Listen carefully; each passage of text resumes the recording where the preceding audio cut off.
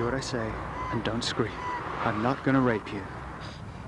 Girl is 15 years old. He drags her to a nearby car park, forces her to strip, then, after repeated oral sex, proceeds to rape her twice. How is she? Pretty shaken. Her mum's with her. They're both in with Angie now. How long did the attack last in total? Over an hour. When he'd finished, he helped put my clothes back on me. He said, "What are you going to do when you get home?" I said, "I'm going to have a bath." He said, "Yeah, you're going to wash every trace of me off you." And he turned around and said, "I just want to kiss and cuddle before I go."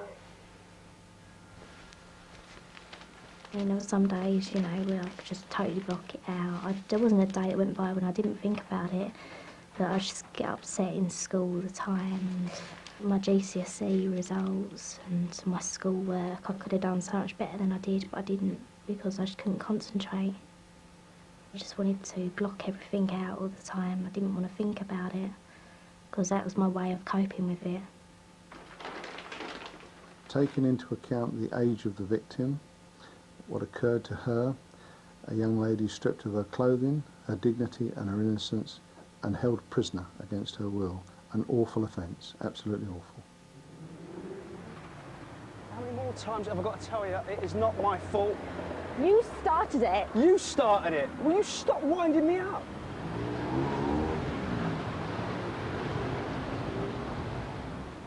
Brilliant.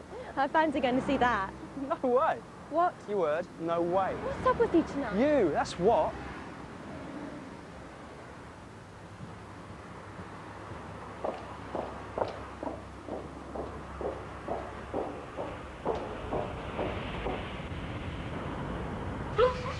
Scream and I'll kill you.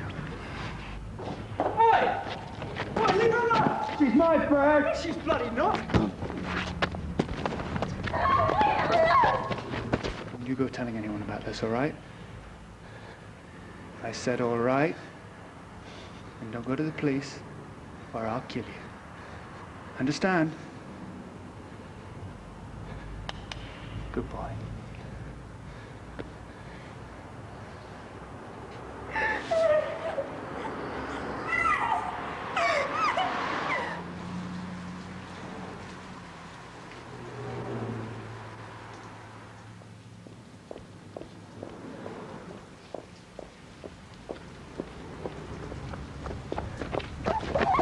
Keep your eyes shut. I'm not going to rape you. If you try to run, I'll kill you in one movement.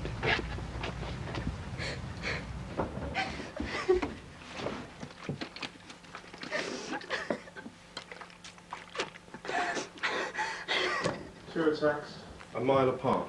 The offender's description's good for both, boss. Is that personal description clothing or what? General description fits both offences. Any scientific? Nothing on the first attack. Boyfriend intervened, thank God. With Zoe, it seems he was boxing clever, very forensically aware. Can I just ask, what's the extent of the attack? Indecent assault, forced self-masturbation, repeated oral sex, threats to her life if she didn't comply. Everything but rape. Exactly the same MO as the bank holiday attack on Lisa. We've got a problem here. I was convinced from the outset that one and the same man was responsible from his behaviour pattern with regards to the attacks themselves, the clothing worn. Southend had a problem of a man with a desire to attack young ladies, and my task was to build up a picture of the offender and arrest him as soon as possible before there was a fourth victim. I worked in a casino, so I'd been at work all night from 9 till about 3:30, and at 3:30 I'd finished work. I'd borrowed some rollerblades from a friend of mine because I'd always wanted to try, and I thought now it's an ideal time to try when there won't be too many people around and I can fall flat on my face without anybody seeing. And so I thought, on the way home from work I'll just give them a try.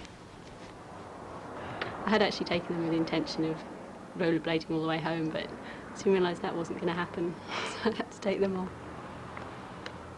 I was walking along St John's Wood High Street and I heard someone kicking a bottle right behind me. So I actually turned round at this point to see who it was because it startled me. And there was a man behind me.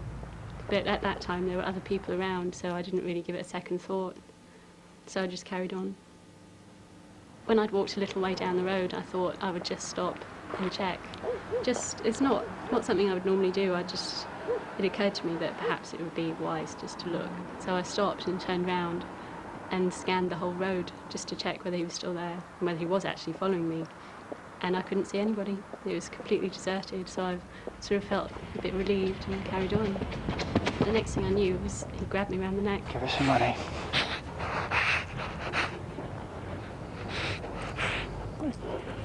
Put it away. I think there was a point where I suddenly realised what was actually going to happen, and at that point I decided that it would be over quicker if I just went along with everything that he said without making him angry. I thought it would be best just to do as he says. I let myself in, and my husband was asleep because he wasn't working that night, and I sat there for about 15 minutes, just sitting there thinking, turning things over in my head. Oh, you're gorgeous, you are. This is so out of order. I'm sorry. I'm so sorry. Where do girls like you hide? If I had a girl like you, I'd wrap you out in cotton wool you'd want for nothing. I ought to go to prison. What do you think I'd get? 10 years? Anyway, prison's not a deterrent. Doesn't take away the feeling. Besides, Richie's mates will never let him go down. Oh my God. I just told you my name. Emily? I was thinking, on the one hand, that I was perfectly all right, that I was safe, I was home, it was all over. All I had to do was have a bath, get into bed, and never think about it ever again. It would all be over and done with.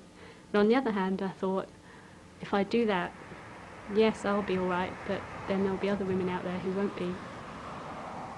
And from that point of view, I really felt I had no choice, that I had a sort of a duty, if you like, to report it. 3 attacks in one night. This one's a sick bastard. Thank God for forensics. How's the offender profile going? The Met case has blown the geography wide open, but Simon Reeves is working on it. Make sure he gives me an update, will you? There's something else. We know this man. I recognise his script. He uses very specific words. He's using the same phrases each time he attacks. Call me if you find anything. I think we should contact Dr. Travers on this one. Well, his psychiatric profile helped us before. Yeah, do it. We need all the help we can get. Good night. Well, I think from the moment that we had the link to St John's Wood, the complexion of the whole case changed quite dramatically. It was evident at that stage that we were dealing with someone who was not only a person who would commit offences in very short time, but would also travel quite extensively over really quite remarkably short periods of time. And on that basis, it became a very, very different inquiry. Because now we didn't have something relatively straightforward, for want of a better word. We had something that was quite complex. And when I started to look at the offences in terms of identifying what were the salient factors, you know, identifying what the benchmark was so that we could actually learn about this chap,